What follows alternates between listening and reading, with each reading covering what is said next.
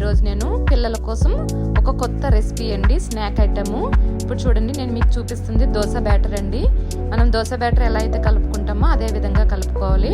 ఇప్పుడు నేను మీకు చూపిస్తున్నది గుంట పునుకుల ప్యాన్ అండి.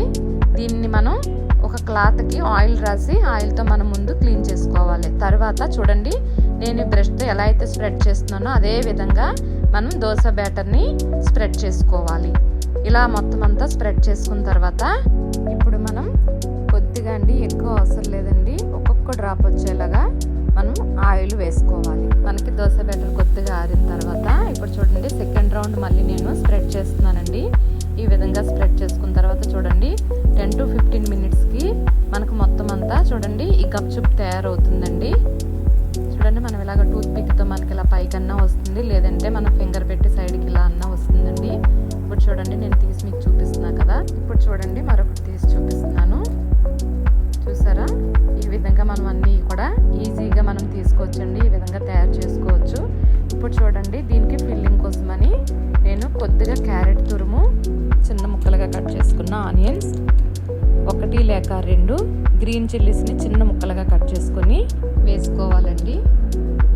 దీని తర్వాత చిన్నగా తురుముకున్న కొత్తిమీరను కూడా వేసుకొని ఈ విధంగా మనం డెకరేట్ చేసుకోవాలి. ఇప్పుడు దీనిపైన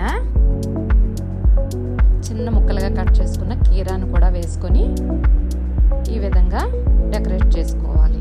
ఇప్పుడు దీనిపైన ఇప్పుడు మీకు నేను చూపిస్తున్నా చూడండి, చాట్ మసాలా అండి. దీన్ని కూడా కొద్దిగా ఇలాగ కొద్దిగా అన్నిటిలోని కూడా వేసుకొని ఆఖరిగా దీనిలో వేయవలసింది కొబ్బరి చట్నీ అండి. నేను మీకు చూపిస్తా చూడండి. మనం పోపు వేసుకున్న కొబ్బరి చట్నీని మనం అన్నిటిలోని కూడా ఈ విధంగా మనం ఫిల్ చేసుకోవాలి. అంతే అండి, టేస్టీ గప్చుప్ చాట్ మసాలా రెడీ అండి. పిల్లలకి ఈ విధంగా కొత్తగా మనం తయారు చేసి పెట్టామనుకోండి, చాలా ఇష్టంగా తింటారు. అంతేకాదండి, మనం బయట ఫుడ్ కంటే మనం ఇంట్లో ఇలా చేసి పెడితే కొత్తగా ఉంటుంది కాబట్టి వాళ్ళు కూడా ఇంట్రెస్ట్ చూపిస్తే తింటారండి.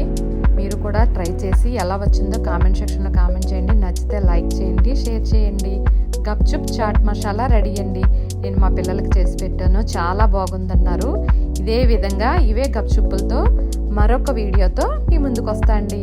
బాయ్ అండి.